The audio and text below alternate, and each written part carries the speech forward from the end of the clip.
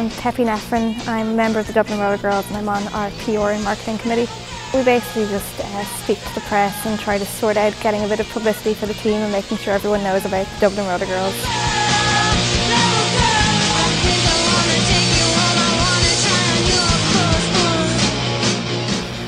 I got involved with the Dublin Roller Girls because I hadn't played sport in a while and I'd recently given up dancing and I wanted to take up physical activity.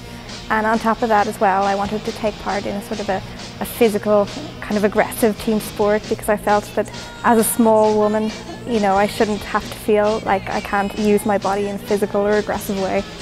I think it's really rewarding to work on a team, to work with other women on a team and achieve common goals. And you know, obviously hitting someone really, really hard feels really, really good, but it's mostly about, you know, the group effort, everyone striving, everyone doing their best and working together.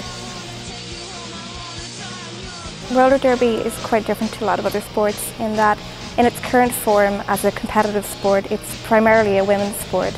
And I think it's quite good when a sport starts up and is initially a women's sport. It's kind of a new category, something very, very novel. When people think of roller derby, they do think of women. I think that kind of reduces the obstacles, I guess, to women in sport, you know, when this is their thing. This is the sport which is designed for women, which is designed with women's capabilities in mind, which is designed in a way with the women's body in mind. It's great being on the team with other women. Peppy is super. She's a great skater and she's a great girl.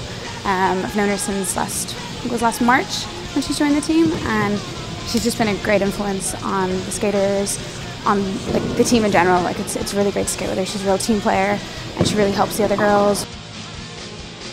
I don't think if any young woman my age wanted to get involved in a sport there'd be any obstacle to joining a team, but I do think there are some obstacles in terms of certain sports not getting recognition when they're female sports. And also I think that there's a lot of sort of ingrained attitudes about women's sports and about how a female version of a male sport is never going to be as good or as exciting, or the girl's never going to be as skilled, and I can see how someone might not want to put themselves up for that kind of criticism. Recently I've started looking towards other sportswomen and seeing how they overcome prejudice within sport and challenges that arise exclusively within their own sports. She's fantastic, she's brilliant, she's really active in the league. Like, we've won a bout there recently in Manchester, you know, like really put her heart and soul and all her energy into this. I think, you know, we're all equal, men and women. It's not about all the men. Women are just as capable. You know, men are physically stronger, but we've proven it with the amount of training we've done here. Women are socialised maybe to be a little bit less aggressive than men, a little bit less pushy, and that can have a major influence. But you know, sometimes if young women bring up issues like that, they're shouted down and told things are so good for them, they shouldn't be complaining about the small things, and the sense of complacency might develop. And I think that there's also a bit of jadedness with feminism in some young women, and I think that people don't realise that it's about choice. It's not about being forced to go out and be a working woman or being forced to be more masculine, that sort of myth. It's about having choices and having opportunities and not being forced into any way of life.